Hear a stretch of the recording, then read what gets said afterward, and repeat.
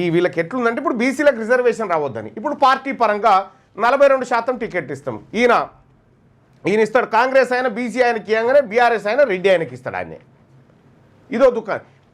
నా పార్టీ పరంగా ఇచ్చే బిచ్చం ఎవరికి అక్కర్లేదు. నీ పార్టీ అంతా నీ కథ ఎంత ఇప్పుడు పోటీ చేస్తే గెలిచే పార్టీ కూడా కాదు, మళ్ళీ ఇటెంకలా కనిపించే పార్టీ కూడా కాదు.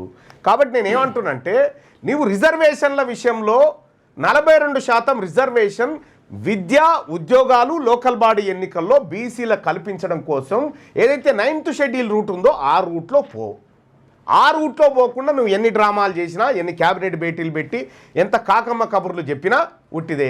ఇక ఇవాళ క్యాబినెట్ సమావేశం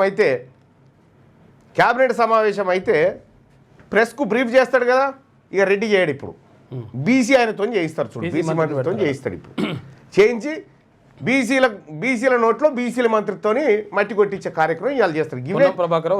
ఏళ్ళ నుంచి ఇవే కుట్రలు, ఇవే కుతంత్రాలు. పొన్నం ప్రభాకర్ను కూర్చుండబెడతారు. ఇలా కూర్చుండబెట్టి ఈ దుకాణం చేస్తాడేమో.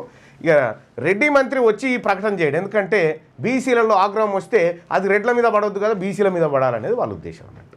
సరే చూస్తాం ఈ తమాషా అంతా. ఇలా క్యాబినెట్ సమావేశం తర్వాత నీ లోకల్ బాడీ ఎన్నికలైంది, నీ కథ ఏంది, నీ లెక్కేంది, ఓన్లీ లోకల్ బాడీ అయినా మరి మిగతా విద్యా ఉద్యోగాల సంగతి ఏందనేది కూడా తేలాల్సినటువంటి అవసరం ఉంది. తెలంగాణ మళ్ళొక్కసారి బగ్గున మండి అందులో ఆ మంటల్లో మీ ప్రభుత్వం కాలిపోడు గ్యారంటీ, ఇది తప్పదు. ఇది ఇవాళ క్యాబినెట్కి సంబంధించి. సో ఇప్పుడు నేను చెప్పిన మాటలు గుర్తుపెట్టుకోరి. సాయంత్రం వీలైతే మళ్ళొకసారి నాయి ప్రభుత్వాన్ని రెండు పక్కన పెట్టుకొని చూసుకోరు. శక్తి వంచన లేకుండా కృషి చేసినటువంటి ప్రభుత్వం ముచ్చట్లు, మన ముచ్చట్లు పక్కన పెట్టుకొని చూడండి, గదే ఉంటుంది కనిపించేది.